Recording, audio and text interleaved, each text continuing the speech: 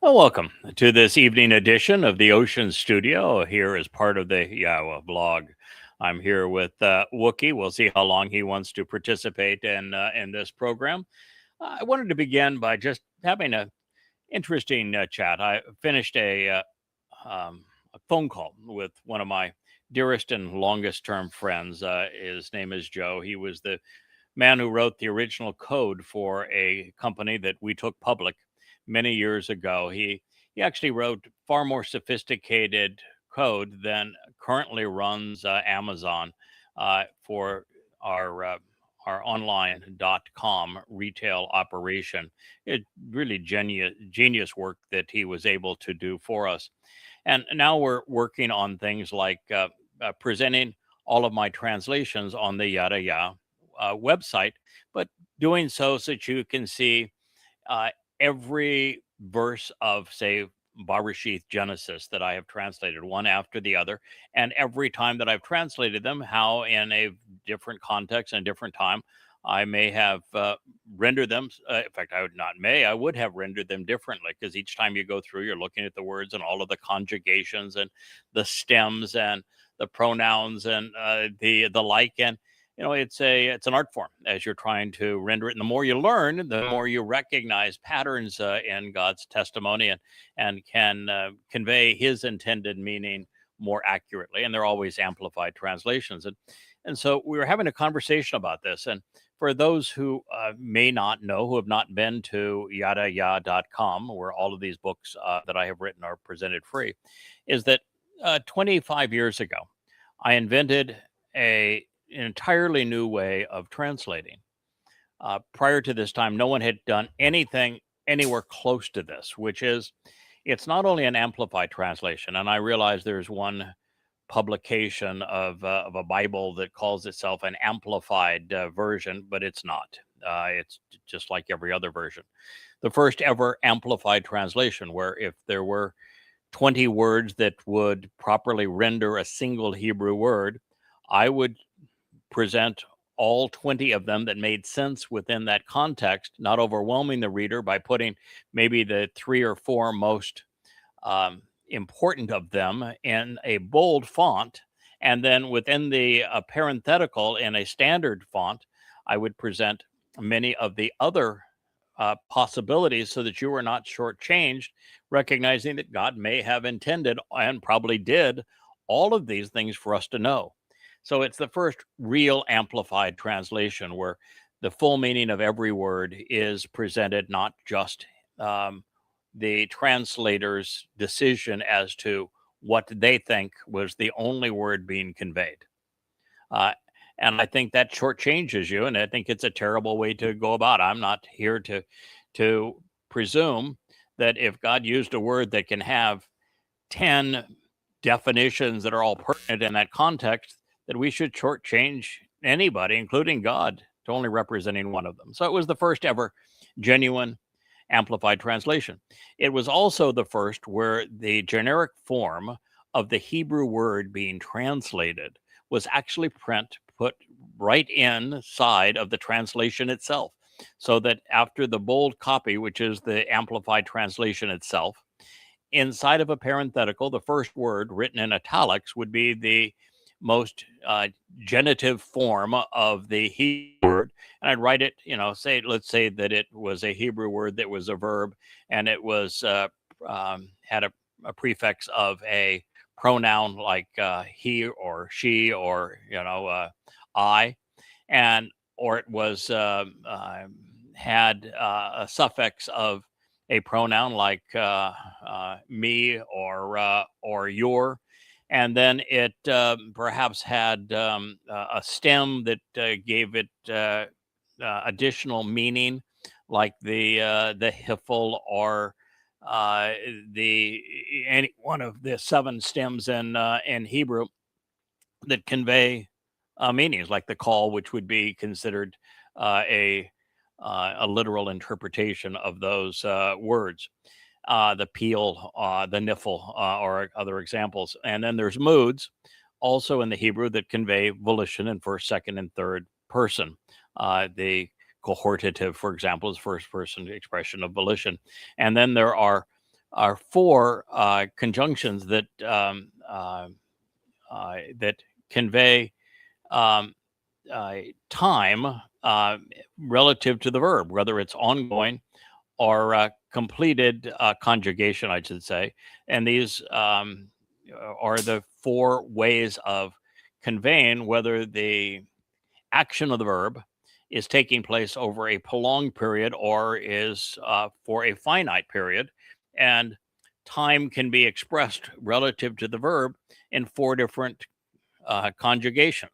The most common are the perfect and imperfect, with the perfect being constrained in time, either in the past, present, or future, and the imperfect being unrestrained in time. Recognizing that no verb is stuck in time. In Hebrew, all verbs are true throughout time. So if I were to use the verb haya, meaning is, was, or will be, all of those are true unless the very context tells us that this is something that has not taken place, where I can then render it as will, or this is something we know has taken place in the past, where I can say was. Or so will be or was. And if it is something that is concurrent with the discussion, you can say is. But it's all from haya, and every verb is unconstrained in time. It's kind of like light. On a photon of light, all time exists simultaneously. And so I'm the first to consider every one of these factors, but then render the actual verb in its most genitive form, because that's the only way you can look it up. If it's all loaded with the stems and the conjugations and the pronouns, and also with conjecture, so it's got prepositions which are all attached to the verb, conjugations, then you'll never be able to look it up. So I presented the Hebrew term in the most generic form that you can copy and paste in any search engine, and it will verify the meanings that I have chosen. So you're in a position to prove that my translations are accurate. No one else has ever had the audacity to give you the tools to actually verify their translations, but I did. And it's a huge tool to build confidence between you and I. And so there's just nothing like these translations that have ever existed. And if a passage was included in the Dead Sea Scrolls, I looked up every single one of them to see if there was a variance between the Dead Sea Scrolls and the Masoretic text. And if there was, I made my translation based upon the Dead Sea Scrolls. So you would have the oldest extant version of the truth as it came from God. And in the Hebrew, for example, there's about a 14% difference between the Masoretic text and the Dead Sea Scrolls. So by doing that, we afford you the opportunity to know what the oldest witness says, and you have that correction. Then I did something no one else has ever done before, which I scrubbed every word of the Masoretic diacritical markings, where I came to realize that the Hebrew alphabet contains 5 vowels and 17 consonants amongst the 22 letters. So the diacritical markings were really just a means that the Masoretes created in the 11th and 12th centuries CE.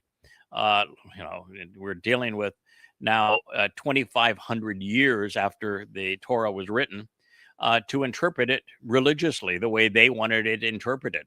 And so they made different words mean different things based on when they marked them. And so I scrubbed at all of that, and I share with you every meaning that is based upon the word as it appears in the original text, without all of those markings. So you're going back to divine writ as it was inspired, in this case now 3,500 years ago with the Torah, 2,500 years ago with the last of the prophets, with Malachi. Again, no one's ever done that with you. So it became a very different way of us being able to communicate and to reveal information. And in doing that, I realized that there are 2 letters that can make very similar vowel sounds. You can have the E sound or the A sound, the I, from the Aleph or the Ain in Hebrew. And the scholastic pedantic way to deal with it was a closed or open quote representing the Aleph to differentiate it from the Ain.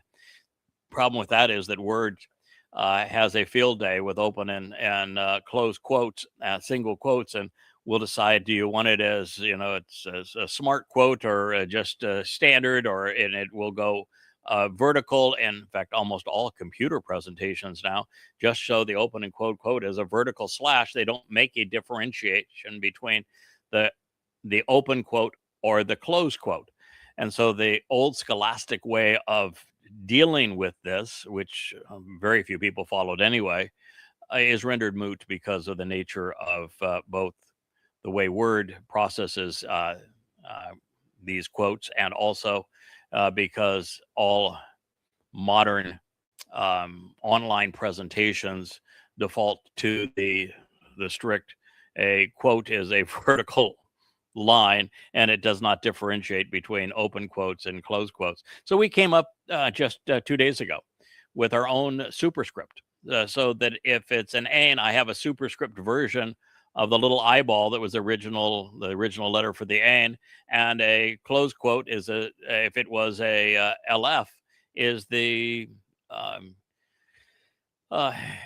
ram's head or bull's head that is used for the Aleph. We have a superscript of it. So now you're reading a word in the text, and you're going to know, well, does yada end in an Aleph or an Ain? And as it turns out, yada ends in a Ain, which is the eyeball, as does Zeroah, as does Shabuwa and Towrah.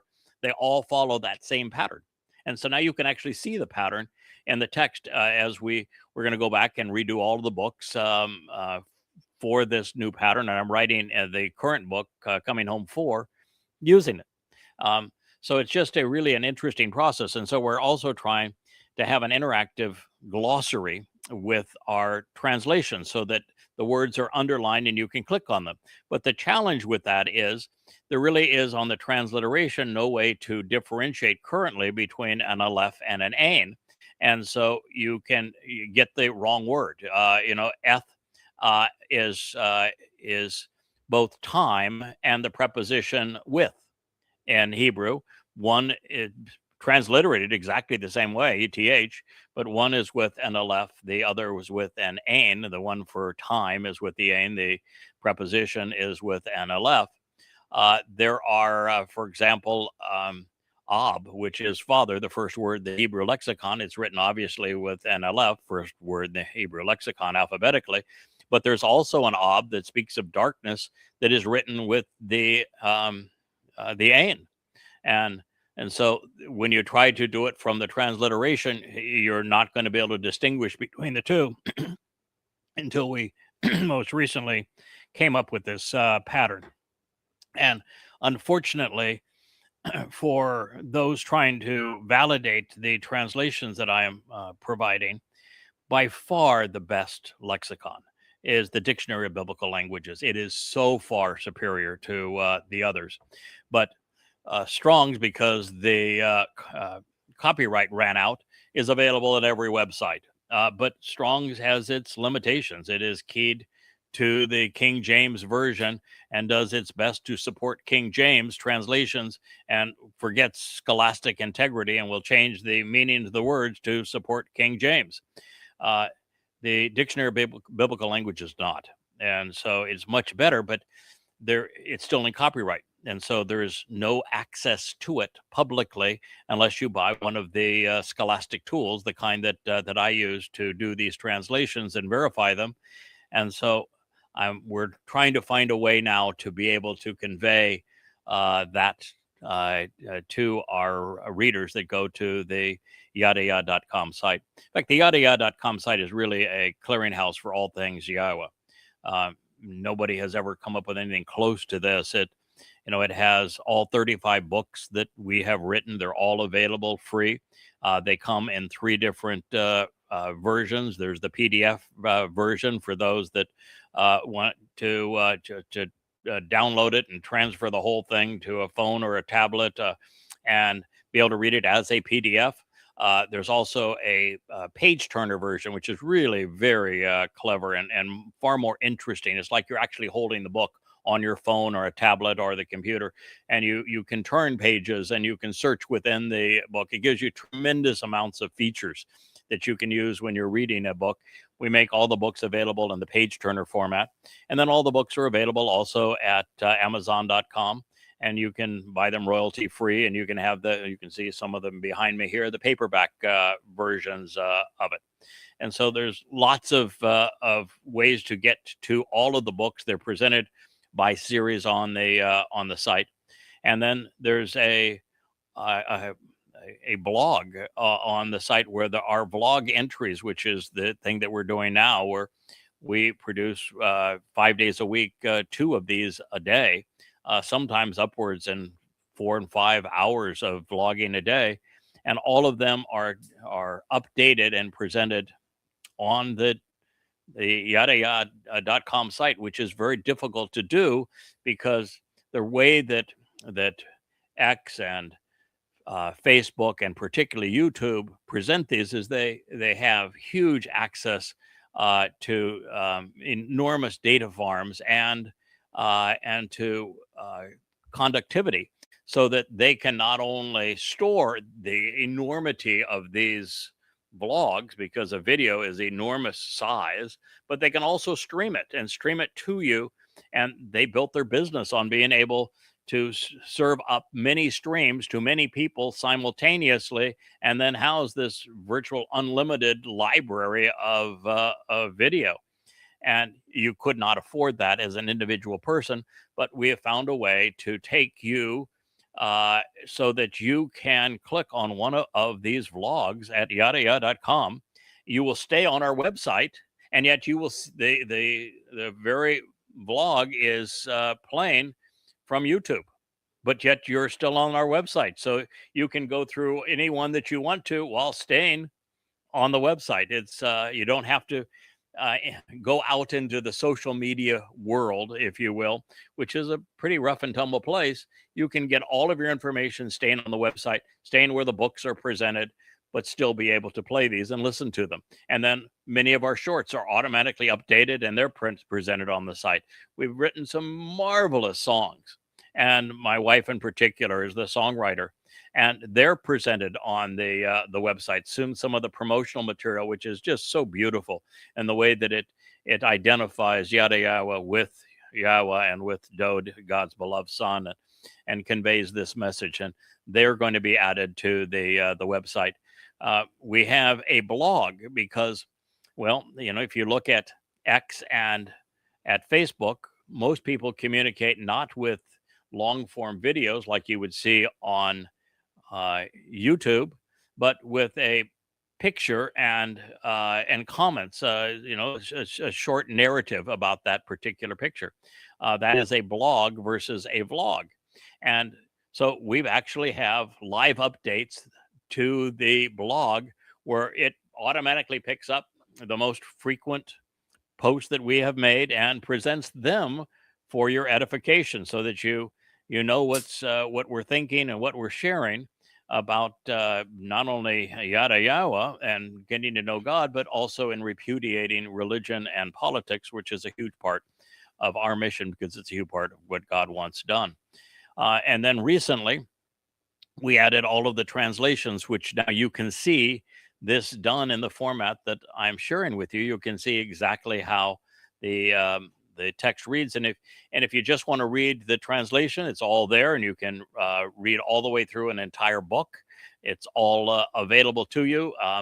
But also, if you want to read the analysis of that passage and what can be learned from it, the insights that can be deduced from it, and how it relates to other things, or even an explanation of how we came to render these words this way and identify what they represent, you click on the hyperlink above each verse that is translated, and it will take you in the page turner books right to that spot. and then you can read all of the commentary, the introduction of it, and the conclusion of it, and the analysis of it, right at your fingertips. And that glossary that is built in, which now we're working with, because for the glossary to really work, we have to be the first to solve this presentation of on the transliterations. Is it an Aleph or an Ain? And then be able to link to the proper word. And it's no one has ever attempted to do this way, and it's a good challenge. So we're trying to create that ability as well, with, I think, a more reasonable and accurate definitions than are just available in Strong. So that's part of the process too. We just had a long conversation about that, and some of the challenges, because heretofore no one has done what I have done. But no one's ever created an amplified translation. No one's ever created a translation where the Hebrew words being rendered are actually put in the text so that you can verify them and look them up for yourself. No one has ever done them based upon correcting to the Dead Sea Scrolls, and no one has ever written a commentary on them while they're presenting the words and analyzing why those choices were made and what can be deduced from them. This has never happened before, and the only existing translations of any magnitude are written by large institutions and publishing companies for a profit, as opposed to an individual who has dedicated his last 25 years of his life to offering you this kind of material, and all of it's free. I ask nothing from you. And so it's a remarkable situation that exists here. And it's all for you to learn who Yahweh is, why we know that his name is pronounced Yahweh, and what he is offering through his Bereth covenant, and how that is facilitated through the Moedim, these restoring witnesses to the eternal testimony, who fulfilled them, when they fulfilled them. There is a timeline that goes through all of the important events all the way through this process from creation 14 billion years ago, through the events at the Garden of Eden, concluding 6,000 years ago, all the way up to what's going to happen over the next 7 years, which is going to be extraordinarily cathartic. In fact, the most recent book that's been published, Time of Trouble, is 825 pages detailing what's going to occur over the next 7 years so that you're prepared for it. No secrets. It's going to tell you exactly who everyone is, what they're going to do, when they're going to do it, what the consequence is going to be, and you'll particularly know what's in store for Israel. So just enormous wealth of information, all at your fingertips, all at yadayah.com. We even have a new and updated version of the ancient Hebrew font that we looked at every old, from by old, it would be at least 3,000-year-old documentation of the original pictographic font. And that font shows up in places in Egypt. It shows up in places in what was Phoenicia, now Lebanon. It shows up in the areas surrounding Israel, like with the Moabites. It shows up, of course, in digs and findings in Israel. The most recent that had some 15 of the 22 letters was the lead tablet that was found on Mount Ebal. And so we looked at how the letters were originally drawn so that we could update them and come up with a font that was much easier to use, that was much more graphically represented of the thing being conveyed. You know, the hand for the yod, the fact that the aleph is both a bull and a ram, and to show how both are represented in it, how the Be'ath is the depiction of a home, Daleth is a doorway. So each of these letters, the Ain is happens to be an eye, for example. The Tazdeh is somebody in a reclined position holding a something to read. So every one of the letters is communicated that way, and it really is a pretty tremendous tool. So we have that new font also free. We don't charge for anything. We don't ask anybody's identity. It's just all there for you to enjoy, to read, to learn from. And you don't have a whole lot of time if you want to make this Shabuwa harvest. If you want to roll the dice and think maybe you'll be one of the lucky ones who survives unto the Towrah gleaning, which will be 7 years from now, during a time that most people on this planet are going to die. 2 out of 3 Jews, and they're going to fare better, I think, than the world at large.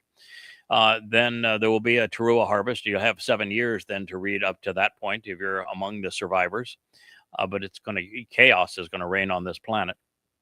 And then, of course, then there is the Towrah mortal remnant that benefits from the sacrifice of the Adam of Parah.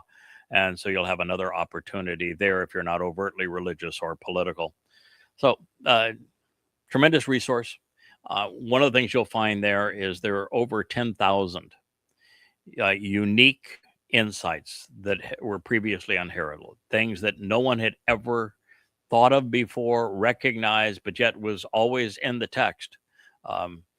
Insight like it's Yahowah who caused the fall of man, and explaining why he caused the fall of man is riveting. It's pertinent to your life today. There was no Eve in the garden. Her name was Towrah. It means to speak one's mind. It doesn't mean source of life. It means to speak one mind. And Yahowah caused the fall of man before Towrah was even conceived. And Yahowah is very explicit as to what he expected from man. Man did not perform to those expectations. And so he booted us from the garden for our benefit, so that we would have a chance of demonstrating that we could do those things. And that is what we're trying to convey. So that's a profoundly important insight shared no place else in the world. The fact that there are 3 outcomes for a human soul, not just 2. The religious would tell you that you're either going to heaven or hell. And that is simply not true. The very few people, in fact, it's about 1 in a million, maybe even less than that. God's analysis says thousands, and thousands amongst billions would be 1 in a million. That's how few end up in Shamayim in heaven. So that's exceedingly rare. And for that, there are things that you need to know. And for example, there's 5 conditions of the covenant. And the covenant is the only way to enter Shamayim, something that no one had previously been able to deduce. But I share with you those 5 conditions of the covenant. And then there's 5 benefits of the covenant. They're all delivered by the fulfillment of the first 3, moed mikre, something as a word that may not mean anything to you unless you have read these books and know God's terminology. But the moed are restoring witnesses to the eternal testimony. Mikra, in the plural mikre, are invitations to be called out and meet with God. And there are 7 of them. The first 3 enable the benefits of the covenant. And the second of those 3 is actually the most important, and it's not even recognized in Judaism or in Christianity. It's the mikra of matzah. People think that Passover is a 7-day celebration. It's not. It's the first day of Chag Matzah. Matzah is the key day. It's when our guilt was removed and carried into Sheol by Dowd. That's another insight that no one had been able to do previously. The most important discovery, I think, in human history pursuant to life, why we exist, and how we can continue to live forever, is the fact that it's Dowd, David, who is the chosen one, the Messiah, the Son of God, who fulfilled Pesach, Matzah, and Bikurim, becoming our Savior in 33 CE, year 4,000 Yah. And then to prove that and to show all of the prophecies and all of the statements that declare it is, again, something that doesn't exist anyplace else and has never previously been shown. Wookie is very excited about that material. You can see he's out looking for the next insight. So Wookie is quite happy about all of this. But there are literally 10,000 of these, and the 25,000 pages of Yada Yahowah. And again, they're all free to you. But at this point, if you were to dedicate 3 hours a night, every night, it would take you a full year to read through this. And even that probably wouldn't be enough. I would recommend reading through it 2 and 3 times.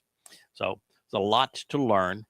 And there's no place ever that this kind of information has been available. I've written more that about insights that can be derived from God than all of the other prophets combined, and validate everything so that you're never reliant on me saying that this is because I say so. Everything that I have deduced, I prove based upon an accurate rendering of what God has previously revealed as true.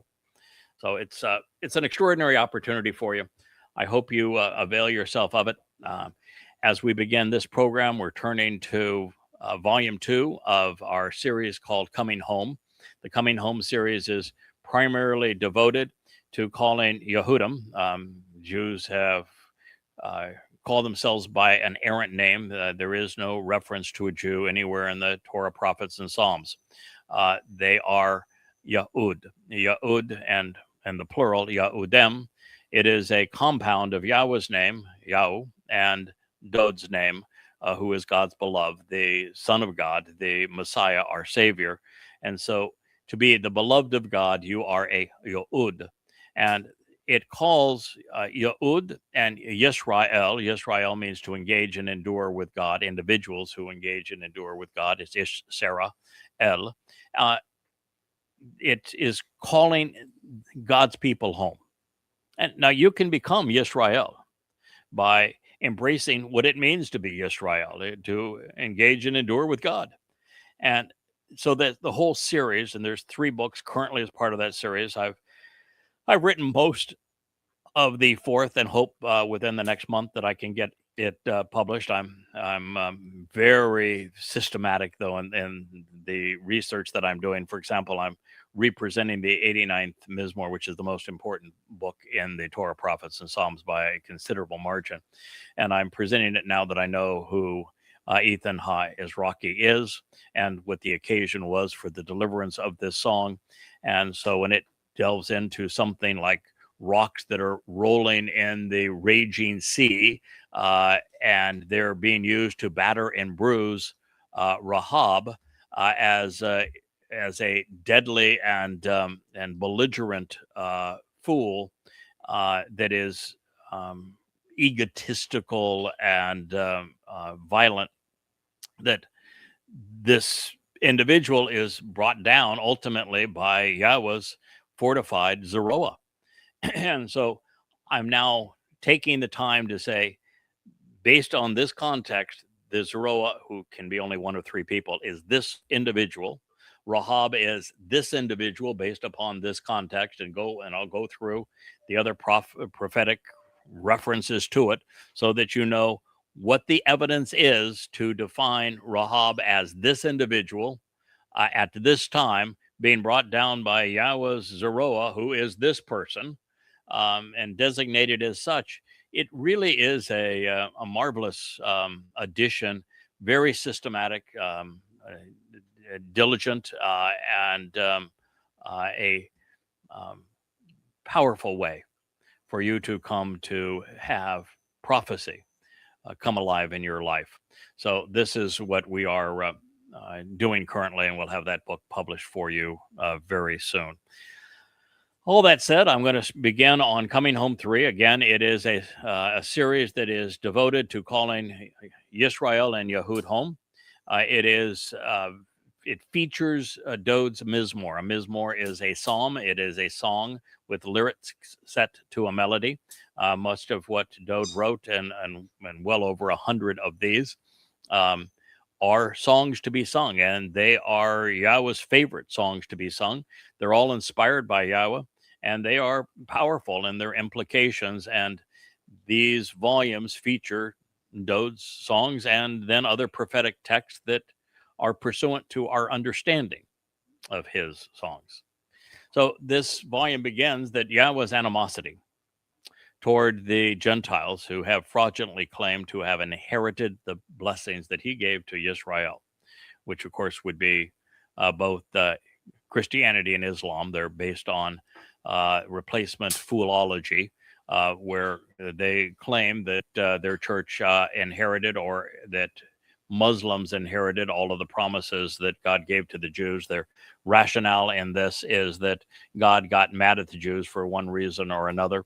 In the case of Christianity, it's because they killed their God, which, of course, is problematic because A, God's not a man, B, men cannot kill God, and C, it was the Romans that killed the mythical Jesus, not Jews.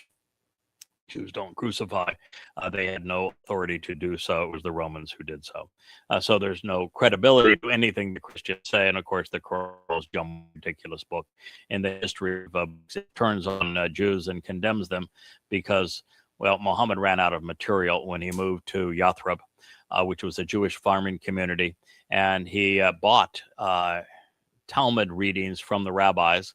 The Babylonian Talmud had just been completed around 500 CE. This was in the 7th century. Muhammad buying these from the rabbis. He then attributed them to Allah, twisted them to suit his situation, but then didn't pay his bills. And the rabbis started to mock him when he claimed that Allah had revealed what they had read to him from their Talmud.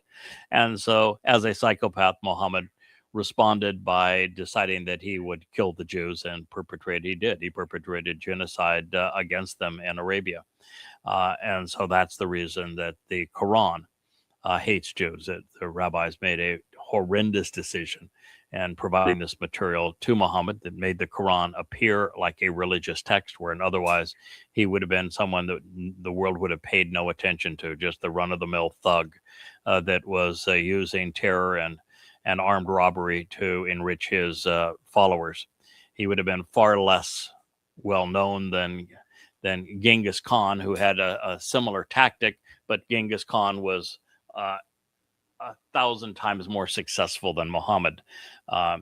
It's just that Muhammad had Talmud readings that he twisted to make his Quran appear religious, and therefore he's fooled more people religiously than the territory that Genghis Khan and Kublai Khan were able to conquer. But that's the reason why those texts hate Jews. So as we continue with this, God is exceedingly frustrated with all of those religions like Islam and Christianity that pretend that God got mad at the Jews and gave the promises that he made to them, to either their church or to Muslims, when there is absolutely no evidence for it at all in the Torah, prophets, and Psalms, zero. And all evidence is to the contrary, because every prophecy has God restoring his relationship with Israel, returning to Israel. The final remnant are all Israelis and Yehudim.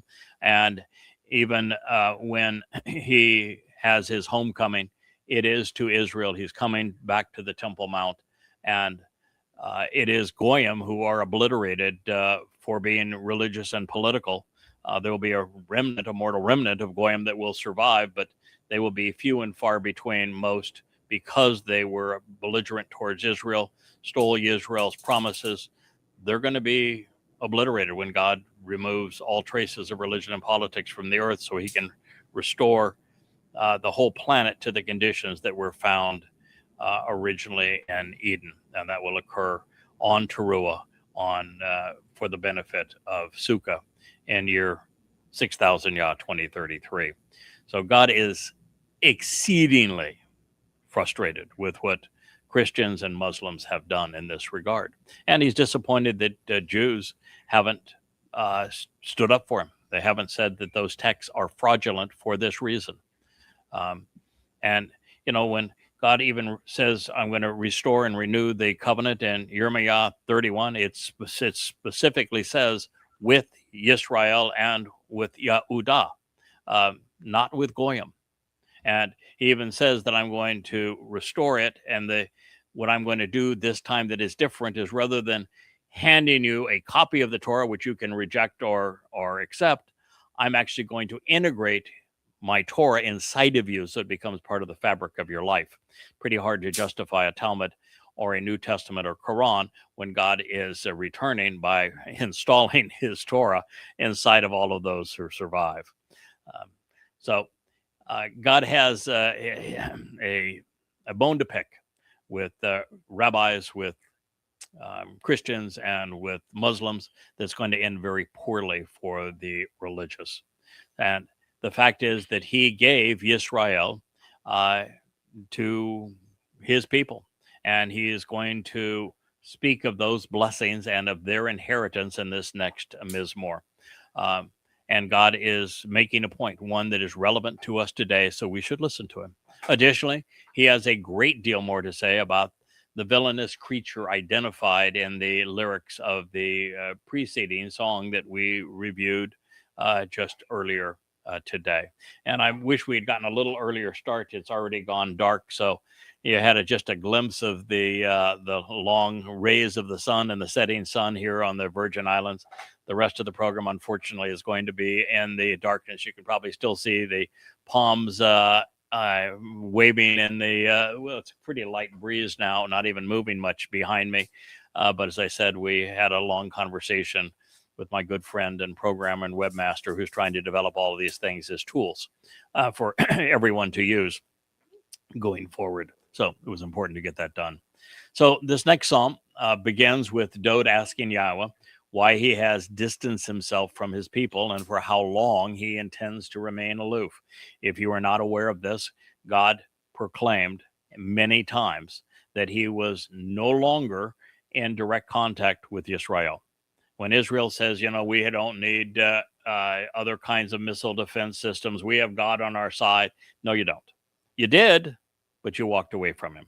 You, when God spoke directly to you, you want to look this up because it's listed two places in the Towrah. You told God to shut up and go away. You never wanted to see him or hear from him again. And he obliged. He says, okay, that'll work out fine. You were being belligerent. He didn't want anything part of you anyway. But, you know, he said, all right, what I'm going to do is I'm going to pick men and I'm going to communicate through those men. And he has done so ever since. In the book of Hosea, he actually tells you that you have been so religious, and he hates religion. So God hates Judaism, Christianity, and Islam. That's quite an insight for those of you who are keeping track of novel, unheralded insights. But God hates religion. He disliked politics, and he hates religion. And he said, because you are religious, I'm divorcing you. And he offered a divorce decree through the prophet Hosea and was very clear. He says, I am not returning to you until you return to me. And at this point, it's not even 1/100th of 1% of the Yehudim and Israelites of the world that have Shub returned to Yahowah. And so until there is a meaningful return of Israelites and Yehud, even of Jews admitting that they aren't Jews, that they are Yehud, that it means beloved of Yah, until they do so, God's going to remain aloof. And that's why the question is being asked. Dowd's a prophet. He is seen into the future. The answer to the first question is quite simple, and thus Dowd wrote it for our benefit. God is setting an example that we must follow if we want to enter his home. He has separated himself from his people because they have become political and especially religious. They have emulated the ways of the Goyim. There is nothing wrong with different ethnicities. God does not make any decision based strictly on genetics or skin pigmentation. The problem of the Goyim that is repeated throughout the Torah and prophets is that the Goyim had a propensity to be overtly religious and political, and to integrate religion and politics. And God says, I don't want you doing that.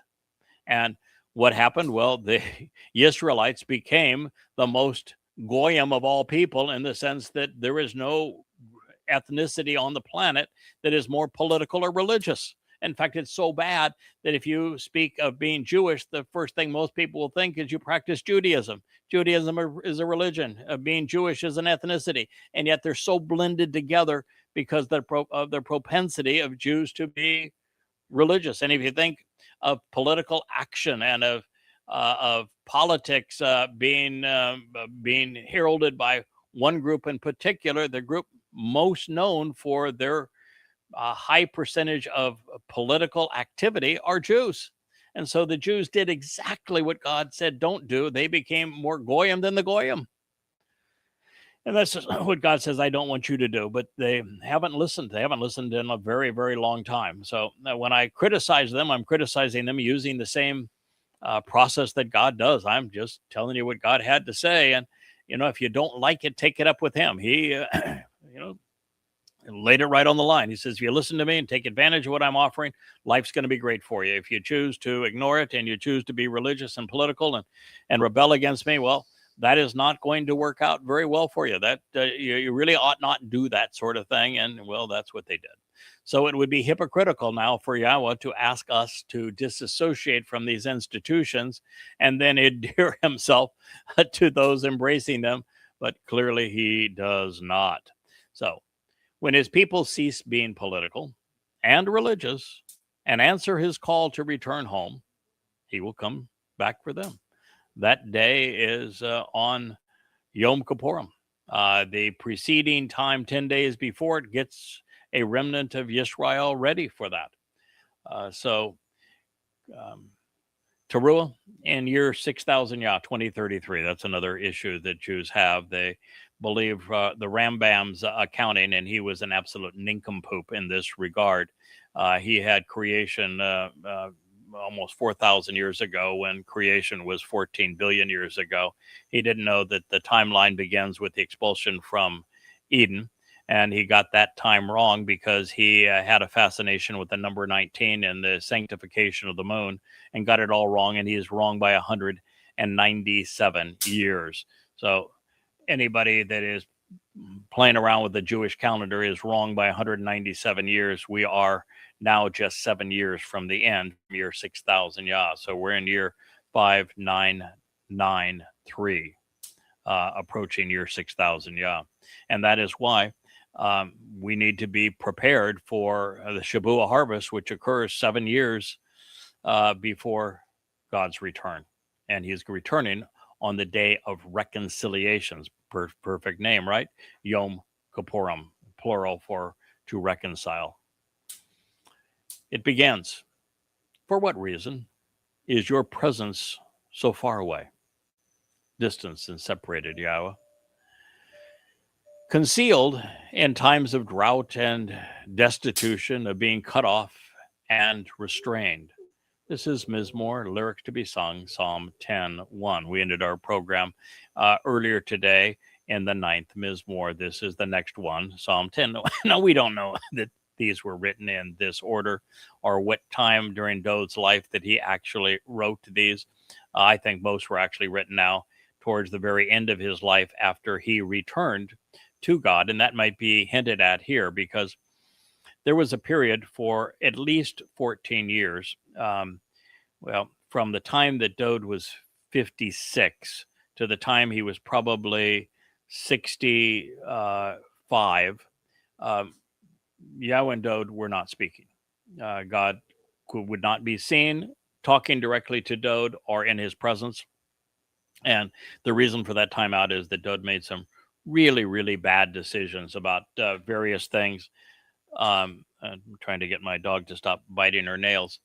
He made some really bad decisions about things, and that God got miffed at him and said, while this condition exists, our line of communication is going to be curtailed. And so he could be asking about this. It became particularly bad during the Bathsheba episode, but God was talking to Dowd through Nathan the prophet even before that, as we find in 2 Samuel 6 and 7. And the Bathsheba episode is chronicled in 2 Samuel 11 and 12. So there is a period of time where God did remove his presence. He didn't remove his spirit, but he certainly wasn't talking to Dowd in first person. He could be asking about that. It's more likely that Dowd as a prophet is looking forward in time, knowing that he is going to fulfill Pesach, Matzah, and Bikurim, and know that while he does, that there won't be a single Yehud that takes advantage of what he has done for a very long time. And that it won't be until God inspires a goyim, to a goy to properly understand what he has said, draw your attention back to Dowd, reestablish Yahweh's name, reestablish the importance of the Moed Mikra, explain when they were fulfilled, by whom, what the benefit is, how to observe them, that this would be rectified. And it's finally being rectified in your hearing now, and will be even more so as we return as one of the two witnesses on Passover in 2030. So for what reason is your presence so far away and distant and separated, Yahweh? Concealed in times of drought and destitution, of being cut off and restrained? It's a question that Jews should be asking, but they don't, because the rabbis have stepped in to speak for God and created this horrible religion that is really separating Jews from Yahweh. They won't even say Yahweh's name. They've erased it. They superimpose their Talmud on top of the Torah and prefer the Talmud to the Torah. And so it's a terrible situation that Jews have found themselves in. That's 10:1. So God intervenes. The fact is, he does in human affairs when it's required to honor his covenant promises and to liberate his and defend his people or fulfill the Mikra. But otherwise, he is only seen by those who observe the written witness of the Torah and prophets. Now, we have learned recently that God did have a way of keeping his people and his plan on track without having to intervene in a way that precluded free will by him making a show of himself. And that began with a man named Enoch. It's Chanok is the actual name. His name describes why he was chosen and what God does with him. But there are a number of souls that God found that he could relate to, that he could trust, he could rely upon, that he enjoyed working with, that had attributes and attitudes that he found appealing. And he has interjected those individuals throughout time when it was necessary to resolve a problem, like when Dowd went AWOL. He really lost it. And God wasn't talking directly to him. He's not going to intervene in that kind of a circumstance, but he did provide a remedy because, well, the fulfillment of the Moed all fell on Dowd doing it. The world would come to a crashing halt. There would be no salvation for anyone. Our planet would be destroyed by humans had Dowd not changed and restored his relationship with Yahweh. And Yahweh did that by intervening with a man of his choosing who helped Dowd discover who he was, what his calling was, and brought him back to his senses. So this is how Yahweh operates. And while Yahweh is highly communicative when working with the covenant's children, especially through his testimony, but also when there's something that he wants done, he will say it in no unequivocal terms.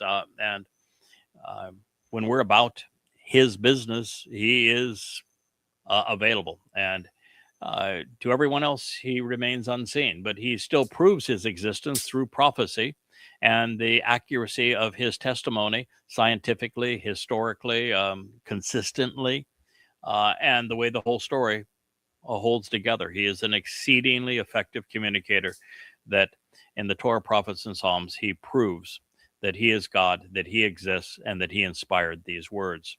And this is why during the Roman siege of Jerusalem, or centuries later during the Holocaust, neither the victims nor the perpetrators had any clue as to who he was, because they weren't looking at the right places. They didn't have the right attitude. You really have to have a mind set that you're open to God's testimony. You'll go where the words lead. You'll scrub your mind of religious malfeasance, recognizing that God hates religion, and will take him at his word. And there was no one to do that for a very long time.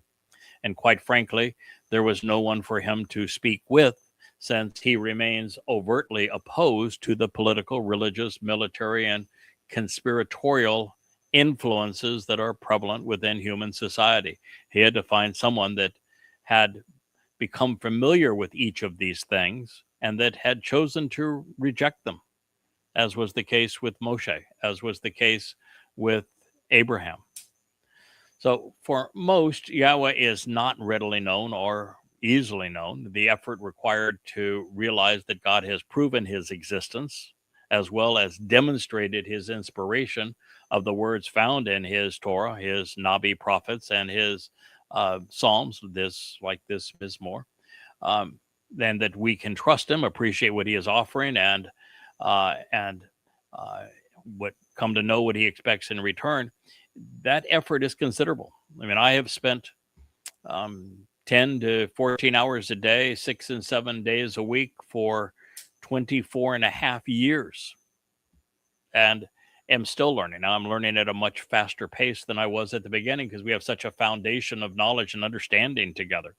But to know our purpose and place in the universe takes a rational and open mind and a diligent, systematic approach to Yahweh's testimony. That's why I've made these 25,000 pages of translations and analysis available to you for free. It's why I'm doing these programs now, to introduce you to that material so that you can benefit from all that I have learned and shared since I've validate my claims, prove every conclusion that I make based upon Yahweh's testimony. You're in a position to know exactly where to look and what God is offering, what he expects in return from us. Now, considering the sorry state of religious translation, the moths you can see are attracted to these lights, and one of them saw a glimmer in my eye and flew right into it. So we'll try to go beyond that. Another one flew right into my mouth as I was breathing in. So price that I pay for getting so involved in trying to improve our glossary and our translations with my my dear friend and technologist. Well, anyway, considering the state of religious translations, we have to be willing to either learn Hebrew or embrace the tools that facilitate our understanding of God's language, or you can write on my shoulders. I have made 25,000 pages of translations and analysis available to you. And I've been doing this now, as I say, for 24 and a half years, and I'm still learning, sharing what we've discovered to make it, I do it to make it easier for you, but I don't want to make it too easy for you, because God doesn't want those who are looking for a quick and easy answer into heaven. If you're not willing to invest the time, and I'm talking pretty fast, I'm moving through a lot of material, I'm sharing many things with you.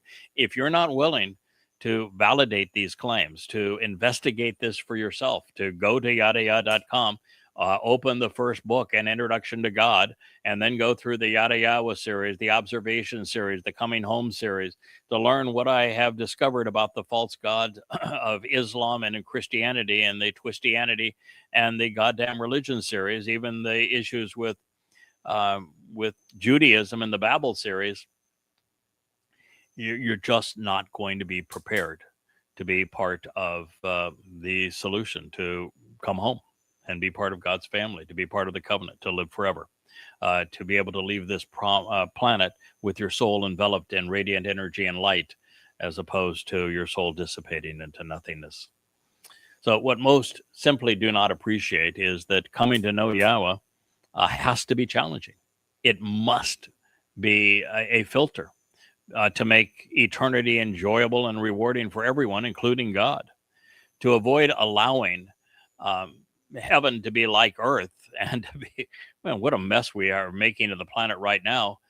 There must be tests, there must be filters, there must be a way for God to know, are you observant? Are you closely examining and carefully considering his testimony? Because if you're not, then you're not welcome. Are you respondent? Are you willing to engage based upon what he has said and act upon his instructions? Are you willing to be reliable such that he can trust you, so that if you make a mistake, you learn from it? If you fall, you get back up, wiser and better for the experience. This is what he is looking for, and he has given us everything we need to be able to do this. And I have done as much as I can to spoon feed it all to you in the Yahowah series, which is why it's there. So those without a passion for learning and exploring, those without an honest commitment to the truth and to reason, would feign their acceptance of a few simple steps and contaminate the covenant and eternity with their apathy or their unfounded opinions into perpetuity if it was too easy. So it's not, and we won't make it such. So the Torah is both the path and the door, one that can swing open or closed. And you need to have an appreciation that that since there are not going to be a lot of people that are going to make the Shabuwa harvest, who are going to be mature and standing grain, and there will be very few people that will be part of the Towrah gleaning. We don't know the number that God's going to bring in for the Towrah sacrifice of the anima parah that he's going to purge of modest religiosity and politics so that they can be prepared for entry into the garden on Sukkah and welcome Yahowah and Dowd, the Messiah, back on Kippurym between the 24th of September 2033 and the 7th of October in that year. But what we do know for certain is that the opportunity that follows will be 1,000 years long. So it gives people 1,000 years to get it right, to show that they can be observant, that they can be thoughtful, that they can be responsive, and they can be responsible. And again, God's not looking for perfect. That's stupid. There'd be no interest, no purpose in that. What he's looking for is observant and thoughtful, responsive and responsible. 4 things we can do, but so few people do them. And again, that's the purpose of this program and of these books. So all those who come to God through his words will have been vetted along the way, and Yahowah wants to only harvest standing grain come Shabuwa. And it will be through this due diligence that we find that we can know God. And truly, the process of learning and growing is a reward in and of itself. It is the most fun we can have.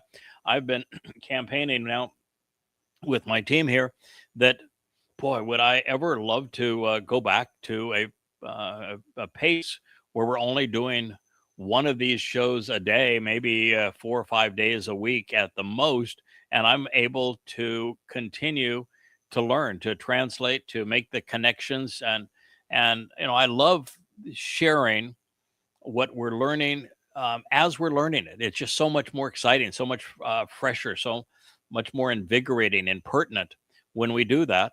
And I'd love more time to do that sort of thing every day. And so we'll see how it plays out and how much time we actually have.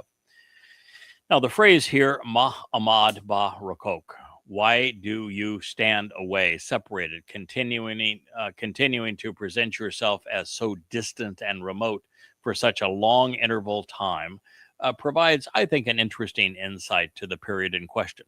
Apart from supporting his son while fulfilling Pesach Matzah Mekurim in 33 CE, year 4000 Yah, it would be 2,000 years later that he and the author of this song, Yahowah and Dowd, would find their identity more conspicuously disclosed, which is why I was called to do what I'm doing for you.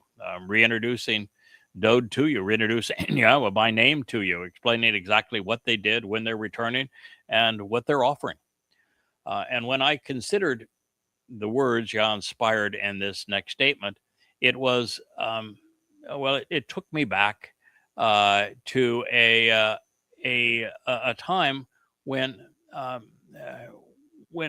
I was not part of the covenant, but I went through the museums throughout Europe, in both East and Western Europe, behind the Iron Curtain and what was considered the West. And as I did so, I saw things that opened my eyes, and as I pursued these exposure that travel brings, and I've been in 175 countries, many were dedicated to displaying the torture devices that were deployed by the Roman Catholic Church, and in particular to anguish Jews, and of course anyone else they didn't like.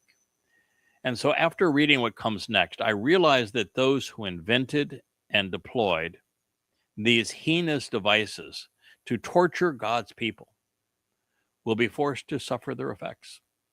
Now, you can call it divine retribution, I would call it justice.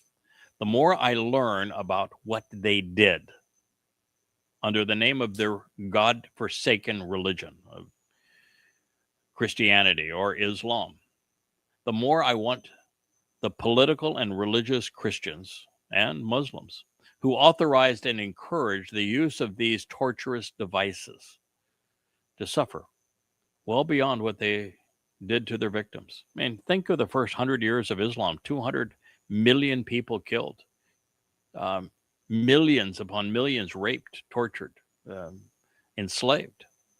The people who perpetrated those crimes should face retribution. Those who were abused by them, the victims of the Holocaust, of the Inquisition, of the pogroms, and the victims of Islamic terrorism.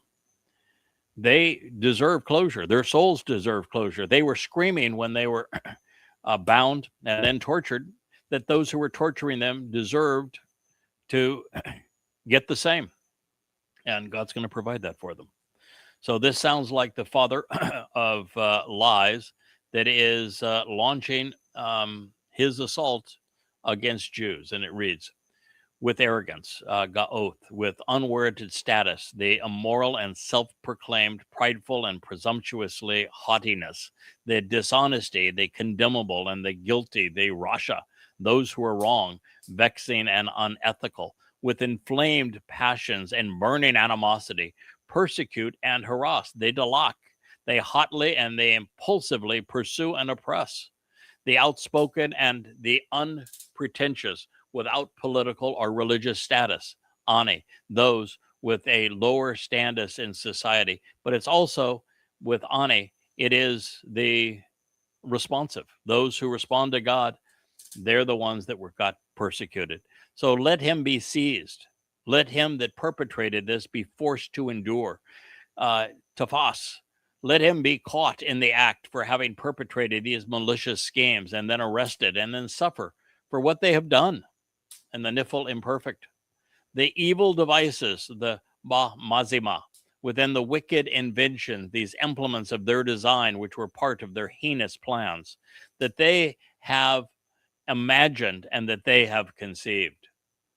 Zu chahaf, which they have invented and judged appropriate, even desired and esteemed.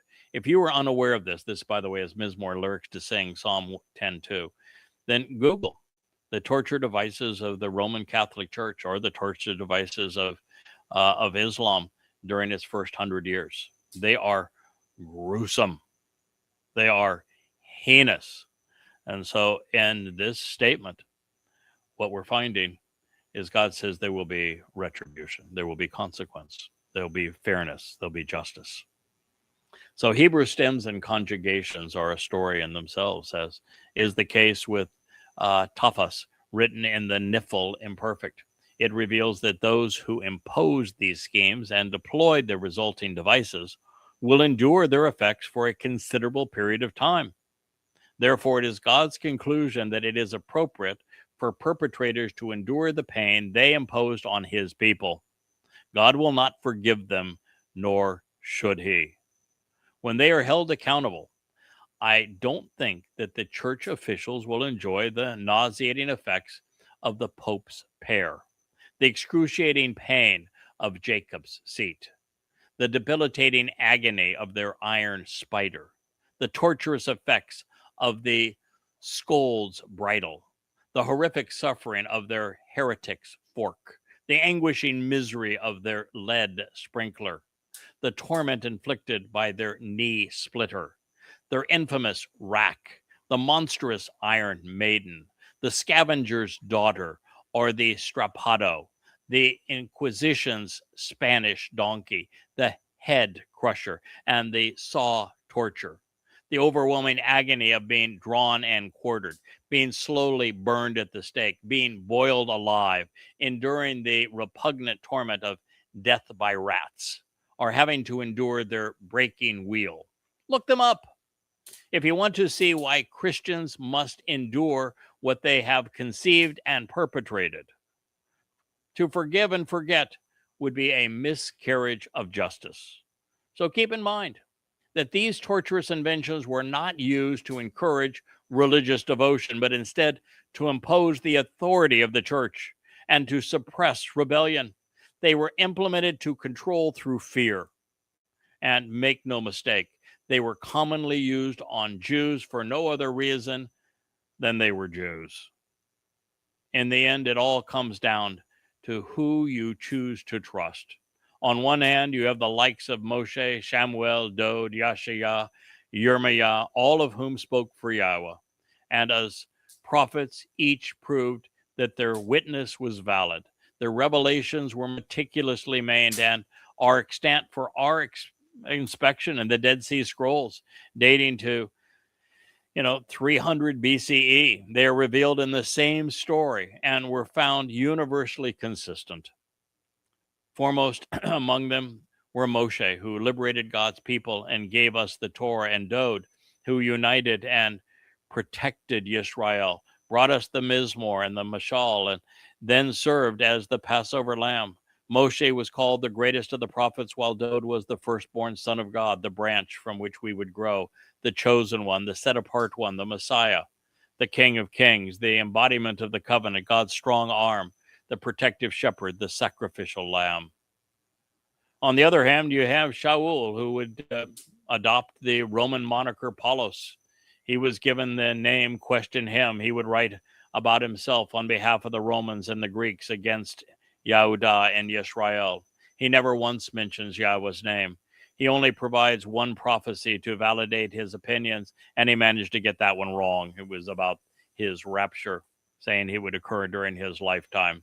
Likewise, he claimed to speak for Jesus Christ, and yet on the lone equation, he attempted to quote something attributed to his mythological misnomer. He got it wrong. He doesn't have a single accurate quote from the character known as Gospel Jesus. Everything he wrote was in opposition to the story provided by the prophets. Even his own accounts were riddled with contradictions. When he attempted to quote God for the purpose of validating his claims, he always misquoted him and never once attributed a quote to Yahweh's name. And lest we forget, God referred to Shaul specifically as the plague of death, the father of lies, and the son of evil. Now, filling out this opposing hand, you have Luke, who wrote Acts as if Paul's propagandist, Peter, who was the first to rob Dowd to create the mythos of Jesus, Mark, who was a groupie used by both of them, and Matthew, the ultimate plagiarizer, none of whom were even remotely credible. It seems that rather it should be an easy choice, and yet in a referendum of man over God, by a ratio of 1,000,000 to 1, the pinnacle of Yah's creation has chosen the likes of Paul, Luke, Muhammad, Akiba, and Marx over Moshe, Shamuel, Dowd, Yashaya, and Yirmiah. There is no excuse for any of this. And I'm going to leave it at this point tonight. I'm sorry that I got a late start for you. We'll be a little more timely tomorrow in our presentation, and we'll continue to share the 10th Mizmowr of Dowd, the beloved son of God. Thank you for listening, and good night.